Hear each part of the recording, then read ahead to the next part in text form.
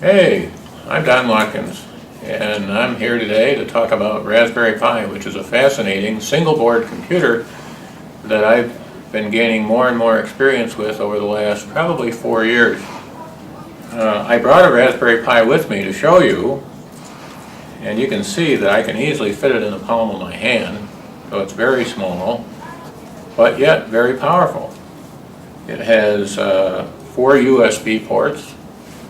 It has an Ethernet port, and believe it or not, it has a built-in wireless. And unlike a traditional computer, it's got a micro SD card, which is a flash drive card. And the typical Raspberry Pi nowadays comes with about a 16 gig card, although this particular model came with a 32. Now that's going to be more than enough space for you to install software on. Okay, so, and I wanted to talk about making a Raspberry Pi in the library. One of my best friends and a member of our own board, when she heard that I was going to be talking about Raspberry Pis, thought I was talking about something that you eat, but in fact I'm not. I'm talking about something that you can make. You can make a great deal of things with a Raspberry Pi. You probably want to know how you can get a Raspberry Pi. Now you can buy them online. You can buy them from Amazon. You can buy them from a company called Adafruit. Or on the screen here you see the Raspberry Pi product page from the Raspberry Pi website. They list some other places that you can buy Raspberry Pis from. Okay, this is the Raspberry Pi Model 3. The original Raspberry Pi, which came out about 4 years ago, was a Raspberry Pi 1, and it did not have built-in wireless, and it was a much slower processor. Today's Raspberry Pi, the one that I'm holding in my hand, has a quad-core microprocessor, which is very powerful.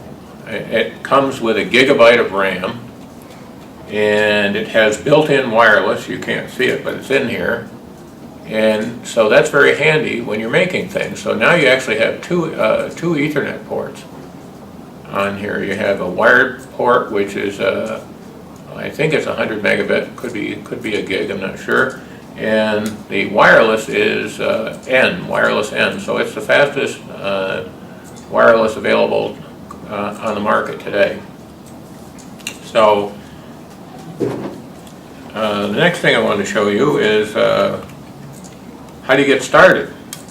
Okay, so after you get your Raspberry Pi, and you want to be careful because it's an electronic device. You want to it doesn't like static electricity, so try not to expose it to electric shocks, or you'll be shocked that it won't work anymore.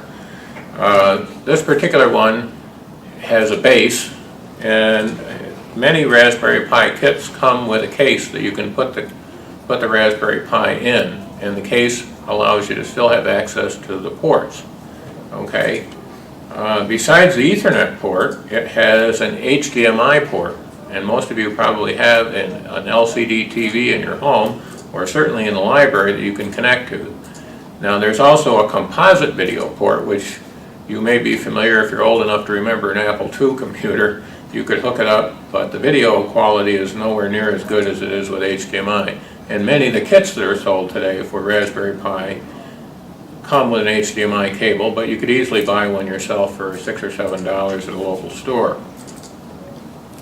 The Raspberry Pi is powered by electricity. Now there's a couple different ways you can power it. You can power it on the wall, from the wall, with this particular adapter, and it has a micro USB which fits into the side of the Raspberry Pi and allows you to power it. Alternatively, you could use a USB power pack, but you'd still need to have this particular cable because the only way in is a micro USB. Okay?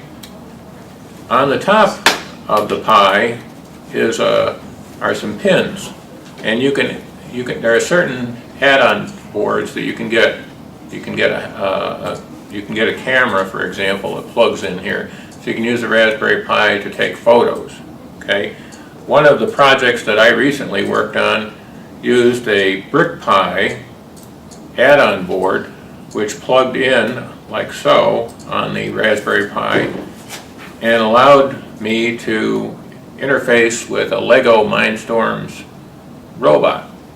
So I actually ran a Lego Mindstorms robot. Instead of using the EV3 brick, we actually used the Raspberry Pi.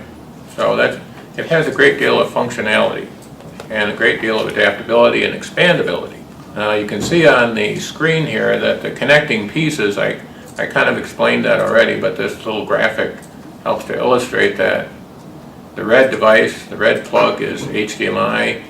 On the left-hand side, you can see where the micro or the memory card goes in. And at first, it took me a while to find that. It just pulls out and puts back in its very small card. And then the USB slots. Now, why would you want USB? Well, unless you're going to use this as a standalone device, and even if you do that, you're still going to need a mouse and a keyboard to communicate with a Raspberry Pi, just like you would with any other computer. So with the 4 USB slots, you can easily plug a mouse in, a USB mouse, and a USB keyboard. You can also add some other USB peripherals if you want to, but typically that's all you need. The software, that's an interesting thing, you know. Most of the time when you get software, it comes preloaded on your computer and you don't even have to think about it. On a Raspberry Pi, you get what's called, if you buy a kit from CanaKit or from Amazon or the software that's mentioned here on the screen, it's called a Noobs, which stands for New Out-of-the-Box Software. Now you might want to know what's on Noobs. Well, as you probably know, most computers require an operating system. The Raspberry Pi has an operating system, and its operating system is Linux, typically. It runs on a special build of Debian Linux called Raspbian. And when you get Noobs, and you put your little disk in the side, and you have all your keyboard and your mouse and your LCD monitor connected, and you turn it on for a first-time boot, it's going to give you some choices. And one of those choices is to install Raspbian, and that's what I would do first. Okay, Raspbian it's a graphical interface. It's very much like Windows 10. It's very much like the Mac. And it's something that you'll be familiar with. There are some additional choices if you get a little bit more experienced with a Pi, and they're displayed on the screen now. One of those is Ubuntu Mate. Ubuntu is another version of Linux. It's related to Debian, and it's kind of a lightweight interface. It also has Ubuntu Snappy. There's also an option for Windows 10 IoT. IoT, you may know, stands for Internet of Things. Internet of Things is like a weather station, for example, okay? So you can build weather stations with a Raspberry Pi, and then there's some other options listed as well. We're not going to get into that right now. That's more advanced work than you need to know at this particular time. On your screen now, you should be able to see the Pixel Desktop. This is the graphical user interface that you'll get the first time that you boot up the Raspberry Pi. And as you can see, it looks very much like what you're used to. Very much like a Windows computer, okay? Now, one of the things that you get with Raspberry Pi, or I should say one of the things, the big thing about using open source software, and particularly the Debian Raspbian version of open source software, is you're going to get thousands of free software packages. Unlike proprietary operating systems where you have to go out and buy a word processor and buy a spreadsheet and buy a presentation software, all of this stuff is included. Okay, and what I've demonstrated here is you have the LibreOffice suite. It's an entire Office suite, very similar to Microsoft Office. It includes a word processor, a presentation, a database, and and spreadsheet applications. As a matter of fact, I do most of the writing that I do. Personally, I use LibreOffice. It's great stuff. I got my last master's degree using LibreOffice, or actually OpenOffice, which forked and became LibreOffice. In addition to that, Pixel also includes a lot of programming software, including Python. Python is a very popular open source programming language, and it also includes Scratch. Scratch is an open source programming language developed at MIT, specifically to teach young people how to code. It's a lot of fun to use Scratch. In addition to that, you've got programs like TuxType, TuxMath, TuxPaint, Stellarium, which is an open source planetarium. Imagine seeing that and enjoying seeing the night sky. Also, Chromium, which is the open source version of Google Chrome, and a number of other browsers, and a whole host of other software. But the stock image of Pixel includes all of that software without you having to add additional software. Once you get a little bit more familiar with the Raspberry Pi and installing other software packages, you'll find how easy it is to add to it. Training. I put training in here because you're probably going to need some. And Raspberry Pi website has a link to training for teachers, for students, for makers, whether you're my age or whether you're a teenager or younger. They have tremendous videos, tremendous resources, and lots of support.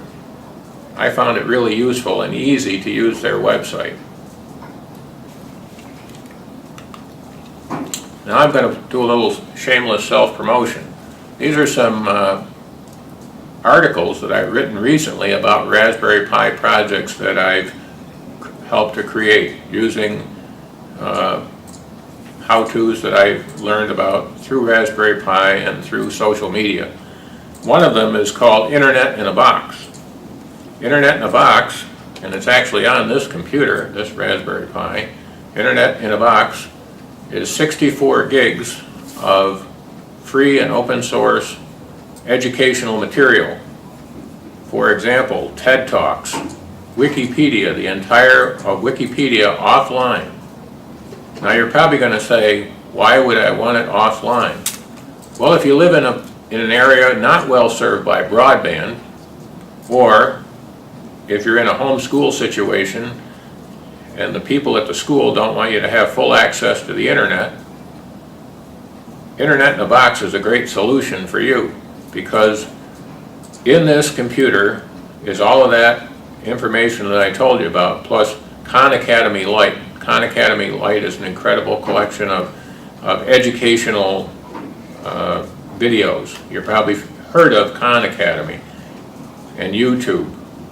All of that is contained on this box. All you need to do is plug it in.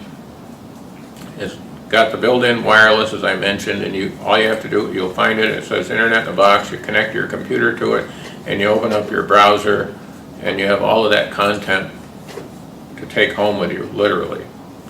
The other project that I wrote about, or one of the projects that I wrote about, is I used the Dexter Industries board that I showed you earlier, and I have been working with students in programming Lego Mindstorms robots.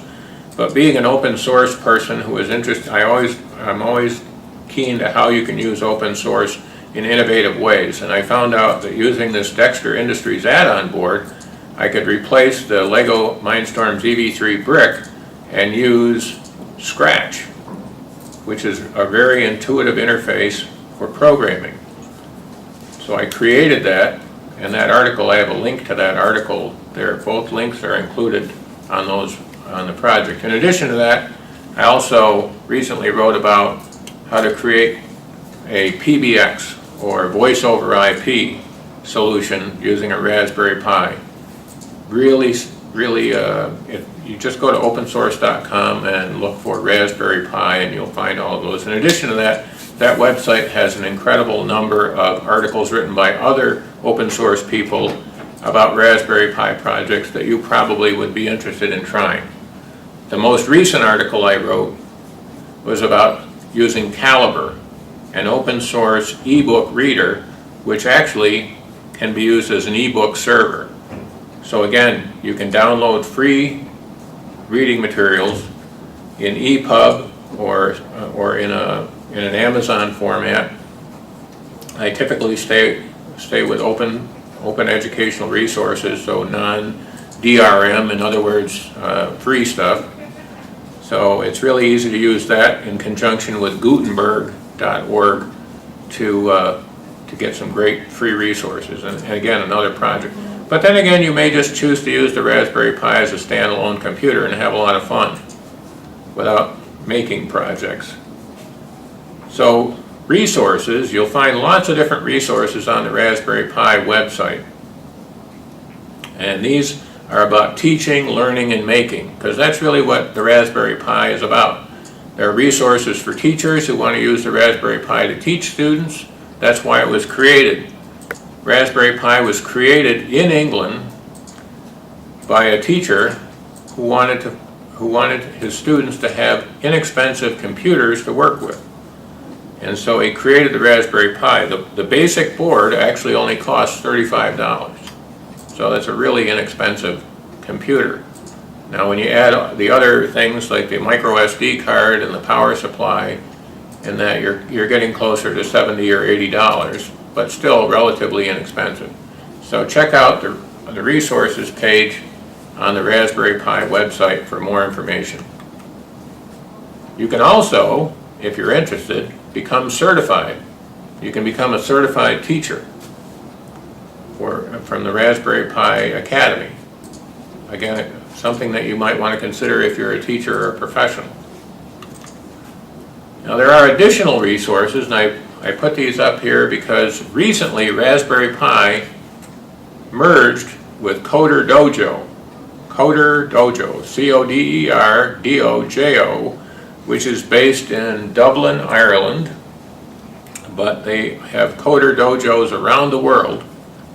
And Coder Dojo has a complete section just on Raspberry Pi, which is mentioned at the link at the bottom, coderdojo.com wiki/Raspberry Pi.